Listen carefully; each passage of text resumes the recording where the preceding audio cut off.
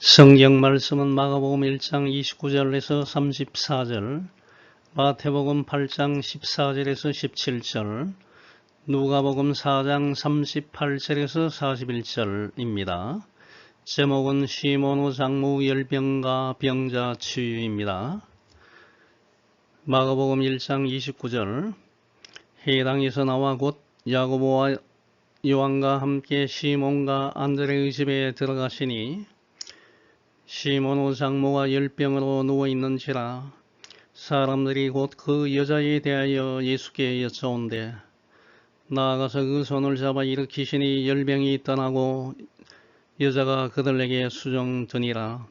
저물어 해질 때에 모든 병자와 귀신 들린 자를 예수께 데려오니 온 동네가 그 문 앞에 모였더라. 예수께서 각종 병이든 많은 사람을 고치시며 많은 귀신을 내쫓으시되 귀신이 자기를 알므로 그 말하는 것을 허락하지 아니하시니라. 오늘 말씀은 예수님이 AD 28년 어느 안식일에 갈릴리 호수 근처에 있는 가버나움 해당에 들어가셔서 권위 있는 말씀을 가르치시면서 마침 그 현장에 있던 귀신 들린 사람을 조정하던 귀신들을 축실하신 후에 시몬 베드로의 집에 들어가셔서 시몬의 장모의 열병을 고쳐주셨고 안식일이 끝나는 해질 무렵에 예수님의 간한 소문을 듣고 몰려든 온갖 종류의 병자들을 고쳐주시고 귀신 들린 자들로부터 귀신을 쫓아내신 사건을 보여주고 있습니다. 예수님은 안식일 아침부터 해당에서 말씀을 전하셨고 해당에서 귀신을 축실하신 후에 해당에서 나와서 시몬 베드로의 집에 들어가셔서 시몬의 장모 열병을 치유하셨고 자신에게로 몰려드는 수많은 병자들을 밤늦은 시간까지 열정을 다하여 고쳐주시는 종의 모습을 볼 수 있습니다. 이 기사는 마가복음 1장 29절에서 34절, 마태복음 8장 14절에서 17절, 누가복음 4장 38절에서 41절에 각각 기록되어 있습니다.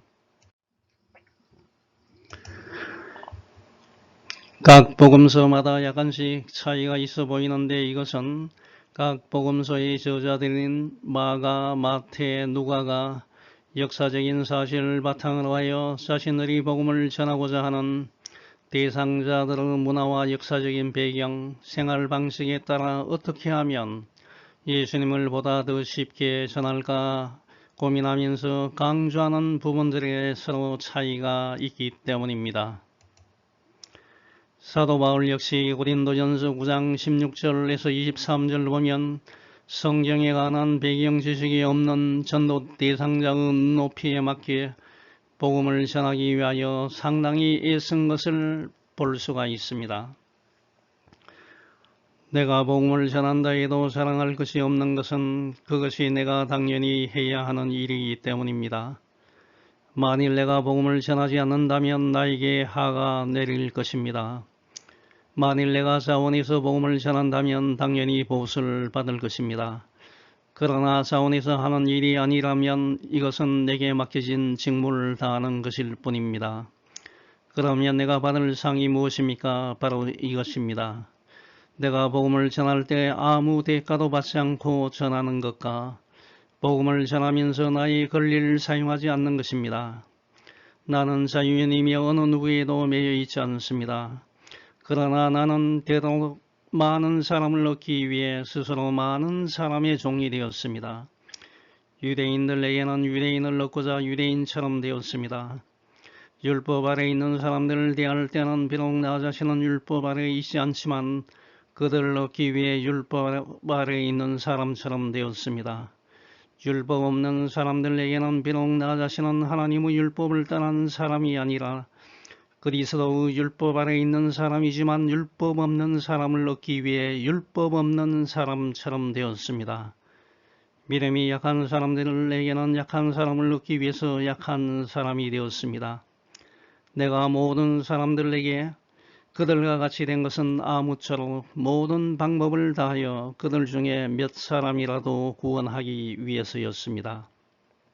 나는 복음이 주는 복에 참여하기 위해 복음을 전하는 일이라면 무슨 일이든 하고 있습니다. 라고 말했습니다.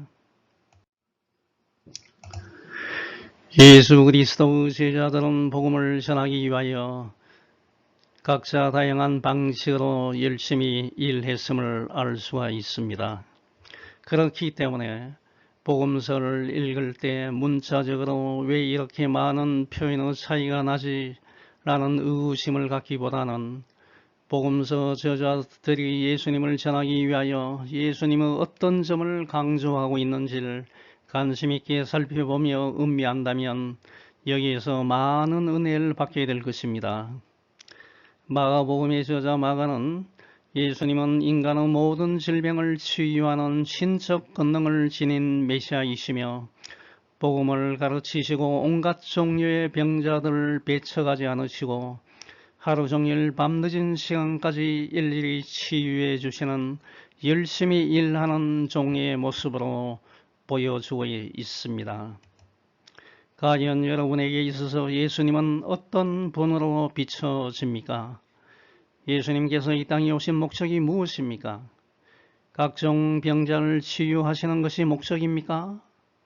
각종 병자를 치유하신 것이 복음 전파의 접촉점이 아니겠습니까?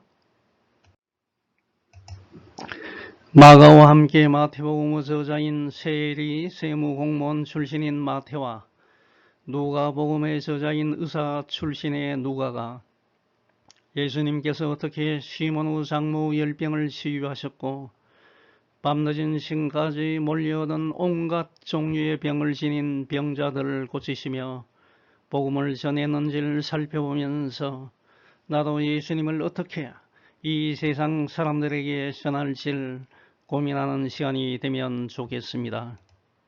첫 번째, 예수님을 만나야 인생의 모든 문제가 해결됩니다. 마가복음 1장 29절을 보면 예수님께서 가버나움 해당에서 나오셔서 가신 곳이 시몬 베드로와 안드레 형제의 집이었습니다. 해당에서 나와 곧 야고보와 요한과 함께 시몬과 안드레의 집에 들어가시니 라고 기록하고 있습니다. 왜 어떠한 목적으로 예수님께서 시몬과 안드레의 집에 들어갔는지에 대해서는 새 복음서에 별도 언급이 없으나 예수님께서 최초로 부르신 제자가 안드레이고 시몬에게는 게바라는 이름을 지어줄 정도로 믿음이 있는 제자들이었고 시몬과 안드레의 집이 가버나움에 있었기 때문일 것입니다. 시몬의 장모가 언급되는 것을 보면 이때 시몬은 이미 결혼한 상태에 있었고 그의 동생 안드레는 미혼인 것으로 추측할 수가 있습니다. 시몬과 안드레는 같은 집에 머물면서 갈릴리 호수에서 고기 잡는 일을 하고 있었습니다. 요한복음 1장 44절 보면 시몬과 안드레는 빌립과 함께 벳세다 사람입니다. 그러나 현재 시몬과 안드레의 집이 가버나움에 있는 것으로 볼 때 갈릴리 호수에서 고기 잡는 일을 하다 보니 시몬의 결혼과 함께 갈릴리 호수의 북동쪽에 위치하는 큰 도시 가버나움으로 이사한 것으로 추정되고 있습니다. 여기 지도에 보다시피 갈릴리 호수 북동쪽에 벳세다가 있고요. 그 다음에 북동쪽 서쪽에 보면 가버나움 큰 도시가 있습니다. 시몬이 결혼과 함께 벳세다에서 가버나움으로 이사한 것으로 추정할 수 있습니다.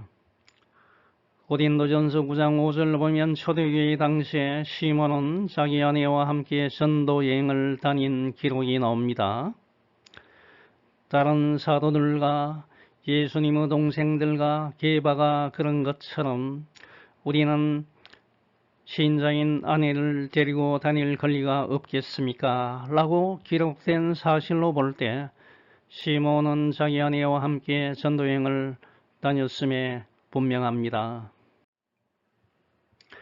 초대교회 당시의 기록을 보면 시몬의 아내가 먼저 순교했습니다. 가톨릭은 시몬 베드로가 결혼하지 않았다고 주장하면서 사제의 독신주의를 고집하는데 이것은 올바르지가 않습니다. 또 예수님께서 가버나움 회당에서 나오셔서 시몬과 안드레의 집에 들어가신 것은 시몬은 언제든지 예수님께서 자기 집에 오시는 것을 환영했기 때문입니다. 시몬과 같이 저와 여러분은 나의 인생에 예수님이 들어오실 수 있도록 마음의 문을 활짝 열어야 하는 것입니다. 예수님을 맞이할 공간을 준비해 두어야 합니다. 지금까지 내가 살아온 방식과 예수님을 거부했던 의심 많고 반항하던 딱딱한 마음을 열어제치고 내 예수님 내 마음속에 들어와 주십시오. 아멘으로 화답해야 합니다. 요한계시록 3장 20절 보면 보아라 내가 문 밖에 서서 이렇게 두드리고 있다. 만일 누구든지 내 음성을 듣고 문을 열면 내가 그에게로 들어가 그와 함께 먹고 그도 나와 함께 먹을 것이다 라고 말하고 있습니다. 나의 마음속에 예수님을 위한 공간을 준비하지 않으면 하나님께 나아갈 수 없습니다. 하나님과 합행할 수도 없습니다. 저와 여러분은 예수님만을 통해서 하나님께 나아갈 수 있습니다. 요한복음 14장 6절 보면 예수께서 말씀하셨습니다. 내가 곧 길이요 진리요 생명이니 나로 말미암지 않고는 아버지께로 올 자가 없다고 말씀하셨습니다. 예수님 믿기를 거부하는 사람들은 예수님이 내 속에 들어오는 것을 원하지 않기 때문에 예수님을 위한 공간이 없습니다. 만일 예수님이 내 마음에 없다면 그 결과는 어떻게 되겠습니까? 영원한 파멸뿐입니다. 그렇기 때문에 저와 여러분은 반드시 예수님을 만나야 합니다. 예수님께서 시몬 베드로의 집에 들어오셨을 때 사람들이 예수님께 시몬의 장묘가 열병으로 누워있으니 고쳐달라고 간청했습니다. 누가복음 4장 38절 보면 사람들이 그를 위하여 예수께 구하니 라고 말했는데 여기에 나오는 구하니 강구하니를 나타내는 단어가 헬라어로 에로테산인데 이 단어가 부정과거 동사로 기록되었다는 것은 사람들이 한 번만 예수님께 시몬의 장모의 열병을 고쳐달라고 간구했다는 것입니다. 단 한 번 예수님께 부탁했는데 예수님께서는 그 간청을 곧바로 수락하시고 그 병을 즉시 고쳐주신 것입니다. 예수님께서는 고통당하며 괴로워하는 사람의 힘든 상황을 긍휼히 여기시고 즉각적으로 반응하신 것입니다. 요즘 세상에 이러한 분을 찾기가 하늘의 별 따기와 같습니다.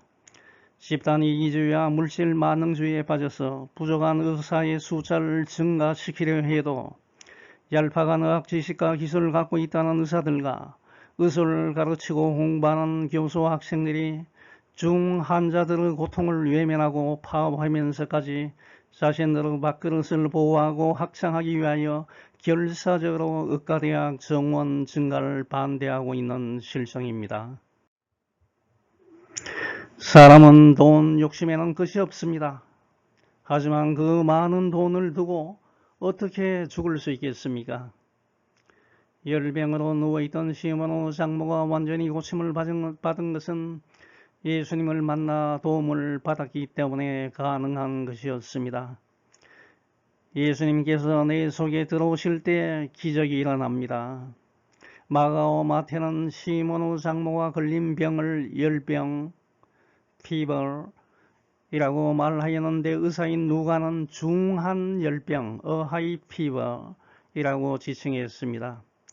아마 이 병은 40도에 가까운 고열과 탈수 현상을 동반하여 몸을 가누기가 힘들고 습기가 많고 더운 갈릴리 호수 지방에서 자주 발생하는 말라리아와 같은 풍토병으로 추측되고 있습니다. 하지만 예수님은 이 병을 손쉽게 고쳐주셨습니다. 예수님께서 시몬의 장모의 열병을 치료하신 과정에 있어서 각 복음서의 저자들 간의 강조점이 서로 달랐습니다. 마가는 예수님께서 장모의 손을 잡아서 일으키니 열병이 떠나갔다라고 말했습니다. 마태는 예수님께서 장모의 손을 만지시니 열병이 떠나갔다라고 말했습니다. 누가는 예수님께서 장모 가까이 있어서 열병을 책망하시니 꾸짖으니 병이 떠나갔다라고 작성하였습니다. 마가와 마태는 예수님의 공률하신 모습과 다정하신 인간적인 측면을 강조하여 장모의 손을 잡았다니 열병이 떠났다고 작성을 했습니다. 하지만 누가는 예수님께서 손을 잡아 당기는 신체적 접촉은 언급하지 않고 그 대신에 예수님의 신적인 권능과 말씀의 건세를 드러내고 싶어서 장모의 열병을 꾸짖으니 그 병이 떠났다고 표현한 것입니다.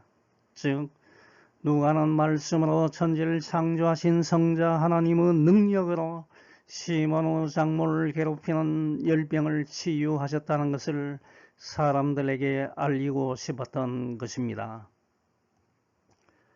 마가복음 1장 30절을 보면 예수님께서 시몬과 안드레의 집에 들어가셨을 때 시몬의 장모가 열병으로 누워 있었습니다.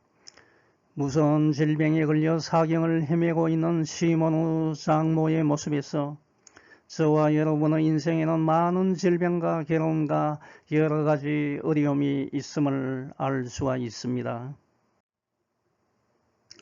양심의 가책과 죄에 관한 염려, 불안과 걱정, 온갖 많은 것에 눌려 지내다 보면 기쁨과 평안이 없어집니다.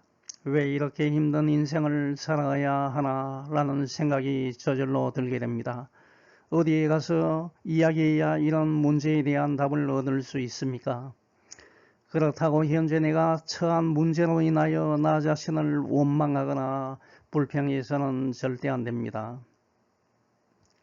성경을 보면 저와 여러분은 해답을 찾을 수 있습니다. 나의 등 뒤에 계신 예수님에게 가서 모든 문제를 풀어놓으면 해결받을 수가 있는 것입니다. 마가복음 1장 31절 보면 시몬의 장모가 당하는 고통을 아시는 예수님께서 그녀에게 나아가서 그녀의 손을 잡아 일으켰습니다. 그리하였더니 즉시 열병이 떠났고 그녀는 건강한 사람이 되어서 예수님 일행에게 수종을 들었습니다. 시몬의 장모는 예수님을 만나는 순간에 모든 문제가 해결되었습니다. 힘든 질병의 고통에서 해방되었습니다. 성경을 보면 예수님을 만나서 자신의 고질적인 질병으로부터 깨끗하게 치유받은 사건들이 기록되어 있습니다. 마가복음 5장 25절과 34절을 보면 많은 사람들로 에워싸인 예수님을 따라가다가 뒤에서 예수님의 옷에 손을 댄 순간에 12년 동안 혈류병으로 고생한 여인의 병이 깨끗하게 나왔습니다. 마태복음 8장 2절과 3절을 보면 한 문둥병자가 예수님께 다가와 절을 하며 주여 주님은 하고자 하시면 저를 낫게 하실 수 있습니다. 라고 말하자 예수님께서 손을 내밀어 내가 너를 고쳐주길 원한다. 깨끗하게 나아라. 라고 말씀하시니 그 순간 문둥병이 완전하게 치유되었습니다.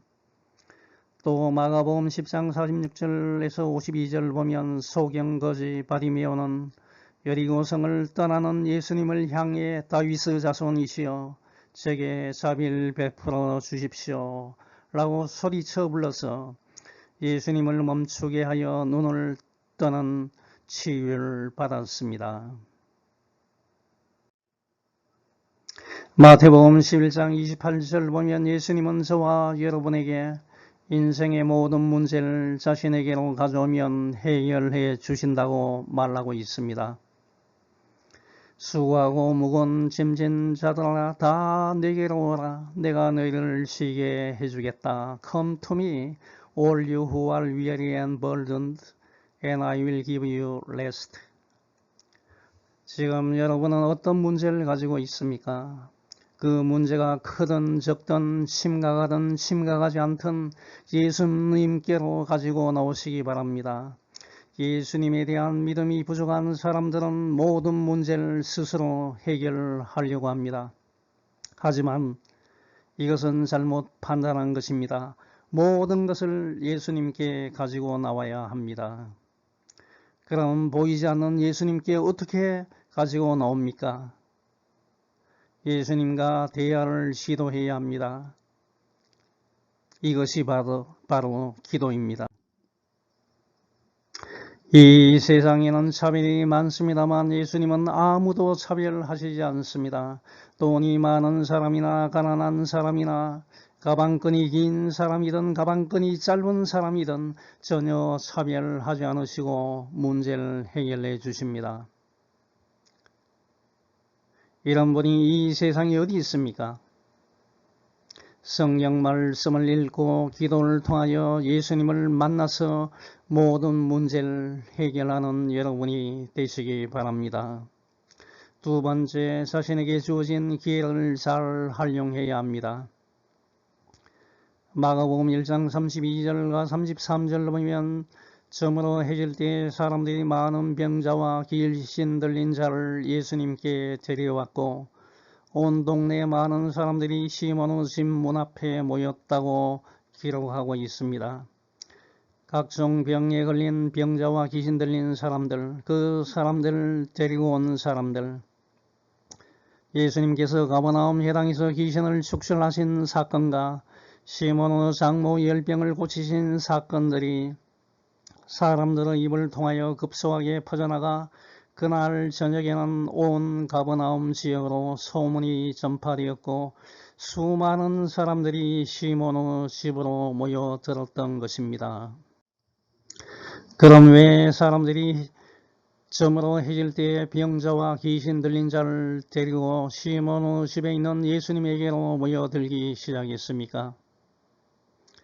해가 지는 때가 유대인들에게 있어서는 새로운 하루가 시작되는 기준점이기 때문입니다. 해질 때부터 다음날 해질 때까지가 하루입니다. 그러므로 안식일은 금요일 해질 때부터 다음날 토요일 해질 때까지였습니다.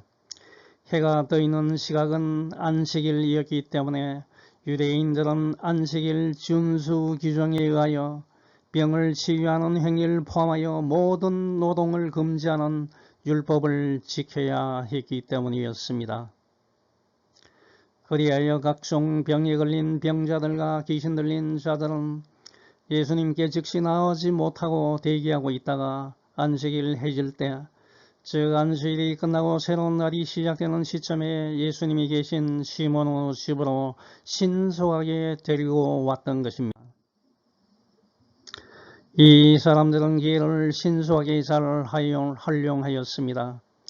율법주의자들의 비판도 피하면서 지금 시몬의 집에 계신 예수님을 만나기 위하여 해가 지는 즉시 각종 병자들과 귀신 들린 사람들을 데리고 왔던 것입니다. 이렇게 인생의 성패는 내 자신에게 주어진 기회를 어떻게 활용하느냐에 따라 인생의 결과는 완전히 달라집니다. 주위를 살펴보면 자신에게 주어진 기회를 잘 활용하는 사람이 있는 반면에 그냥 그 기회를 날려버리는 사람도 있습니다. 그런데 항상 준비하고 있는 사람만이 자신에게 다가온 기회를 활용할 수 있는 것입니다. 제가 대학에 재직할 때 경험을 보면 기업체에서 어느 날 갑자기 학생을 추천해 달라고 긴급하게 연락이 오는 경우가 있습니다. 그래야 적당한 후보의 학생을 만나서 면담을 해보면 대부분이 아무런 준비가 되어 있지 않습니다. 그래서 할 수 없이 긴급하게 추천 학생을 선정하고 자기소개서와 이력서를 작성하는 방법을 지도한 적이 있습니다. 좋은 기회는 나에게 왔는데 아무런 준비가 되어 있지 않으면 얼마나 원통하겠습니까? 그런데 오늘 본문 말씀에 나오는 사람들은 철저하게 준비하여 안식일이 끝나자마자 예수님이 계신 시몬의 집으로 몰려갔던 것입니다. 마가복음 1장 34절 보면 예수님께서는 자신에게 나온 각종 병이든 많은 사람들의 병을 고치시며 많은 귀신을 내쫓으시면서 귀신이 말하는 것을 허락하지 않으셨습니다. 마태복음 8장 16절 보면 예수님께서는 말씀으로 귀신들을 쫓아내시고 병든 자를 다 고치셨다고 기록하고 있습니다. 누가복음 4장 40절과 41절 보면 예수님께서 일일이 병자들 위에 손을 얹으시며 고치시니 귀신들이 떠나가면서 당신은 하나님의 아들이니이다 라고 소리 지르자 예수님께서 귀신들을 꾸짖어 말하지 못하게 하셨다고 기록하고 있습니다. 특히 누가는 예수님께서 일일이 병자 한 사람도 지나치지 않고 한 사람씩 두 손으로 병자들의 머리를 안수하셨다는 것을 강조해 있습니다. 예수님께서 병자 한 사람도 소홀히 여기지 않으시고 정성껏 치료해 주신 예수님의 그 자상함을 볼 수가 있습니다.